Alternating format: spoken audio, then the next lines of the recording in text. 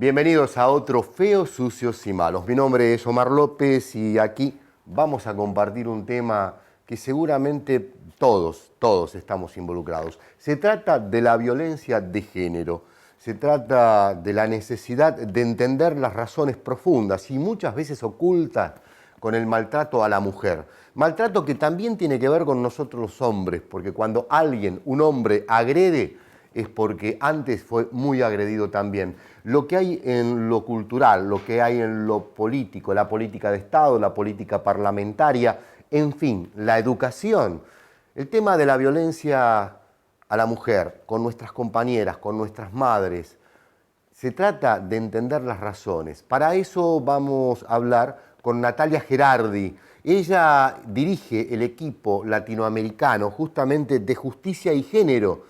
Y creo que hay mucha información que vamos a compartir que nos va a resultar vital. Así que me van a acompañar seguramente para hablar con ella.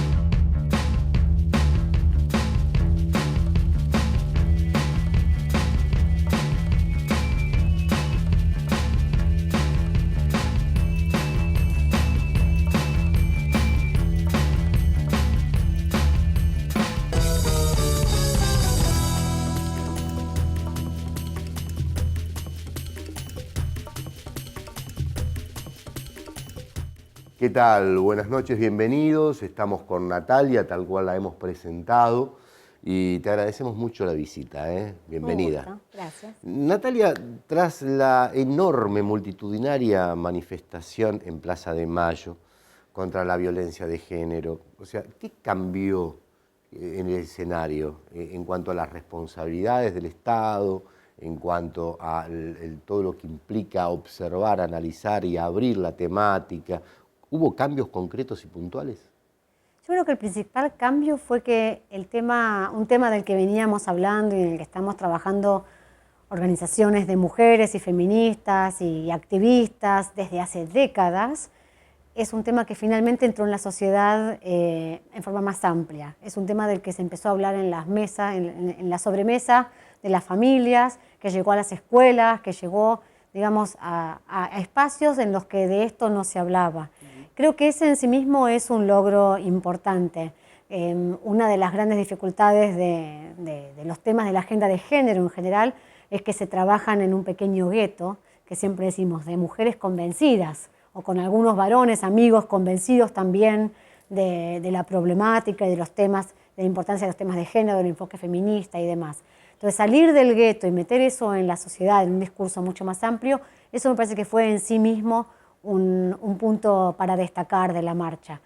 Y después, bueno, fue lograr que el tema entrara de lleno en la agenda política, digamos, de alguna manera creemos que el tema fue tomando cada vez mayor relevancia en los últimos 20, 30 años, desde la recuperación de la democracia hubo como diferentes momentos en el avance, en el trabajo respecto de la violencia hacia las mujeres, pero nunca llegaba a estar plenamente en la agenda pública y menos en la agenda política. Me acuerdo, en diciembre del año pasado escribí en un diario de cara a un año electoral, ojalá este sea un tema del que hablen los candidatos y las candidatas, como venimos reclamando hace tiempo. Pero no y eso habla. sucedió. Bueno, finalmente se sintieron interpelados a la necesidad de responder.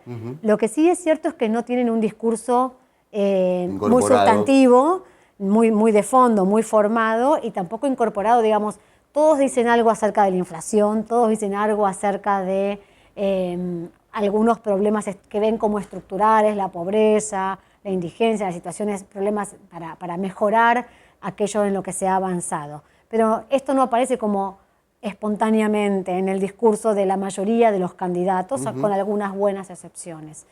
Pero frente a la marcha y frente al movimiento que se generó post 3 de junio, se sienten interpelados a responder a algo y responden, por lo menos en discursos breves y con poco desarrollo, con poca densidad, pero hay algo que ha cambiado, diría, respecto del monitoreo de elecciones que hemos hecho en otros años. Deseo preguntarte respecto a la movilización de mujeres, y también hubo hombres que acompañaron, y mucho por suerte, en el día del acto central, porque hubo un escenario enorme en Plaza de Mayo, pero hubo enorme cantidad de movilidad en todo el país. Sí. ¿Cómo se movilizó eso? O sea, ¿estuvo trabajado, estuvo muy organizado o mucho de espontáneo por parte de las mujeres? Yo creo que hubo mucho de espontáneo. Creo que yo estuve en la marcha en el Congreso y me parece que había mucha gente que espontáneamente se acercaba, gente de distintas edades, de distintos procedencia y origen, gente que vos veías que venía de lejos, la gente que había bajado del edificio, que salía del trabajo, familias. Y había también grupos organizados de militantes universitarios y de diferentes agrupaciones y demás. ¿Cómo se organizó? Bueno, creo que fue un conjunto de factores. Por un lado, un grupo de periodistas, algunas que trabajan el tema de violencia y los temas de género desde hace mucho tiempo y otras que no, pero que hizo eclosión en algún momento esta sensación de sentirse superadas por una cantidad de hechos de violencia que parecían ir más allá de aquello a lo que nos hemos tristemente habituado.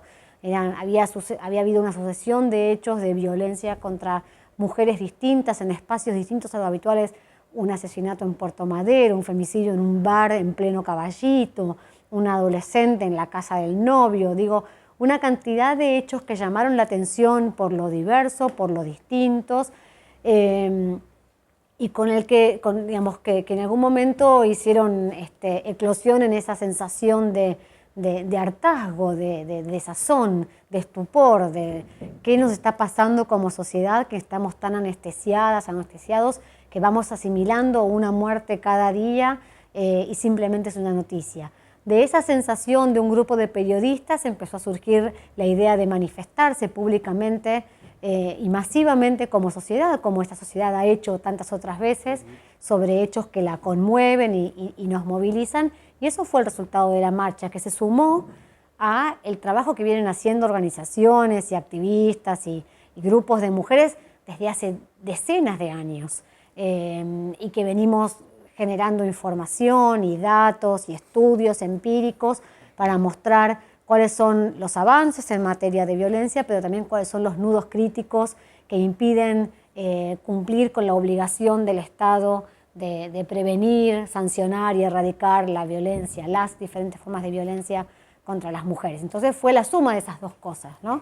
Y que sí, afortunadamente convocó ya no solamente a las que estamos en el gueto, digamos, que nos hablamos entre nosotras y que trabajamos en confianzas construidas a lo largo de mucho tiempo, sino también que convocó a la sociedad más amplia, a gente que se sentía hasta el momento ajena a la problemática, claro, pero que sintió que no podía dejar de participar de una movilización tan convocante.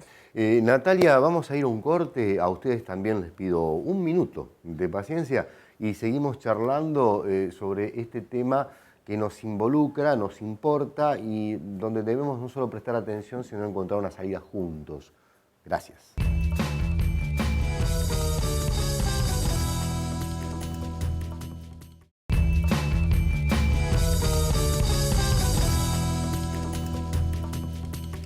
Bueno, y seguimos entonces. Natalia, ¿cuáles son las situaciones que más nos ponen en deuda frente a este tema tan grave de la violencia? O sea, es un problema cultural, estamos todos involucrados, hay una parte del Estado, hay distintas partes que todavía hay que revisar y poner en articulación y exigir que nos respondan como merece. Sí, claramente este es un problema cultural. Finalmente la base explicativa del problema de la violencia contra las mujeres es cultural y así se manifiesta de diferentes maneras. Aquella forma de violencia que ha generado mayor conmoción y que tiene más visibilidad es la violencia entre las parejas o exparejas, la violencia familiar o doméstica, que se llama, que es aquella que se da en el ámbito de las relaciones interpersonales, en el ámbito de las familias, sean formales o de hecho, ¿no?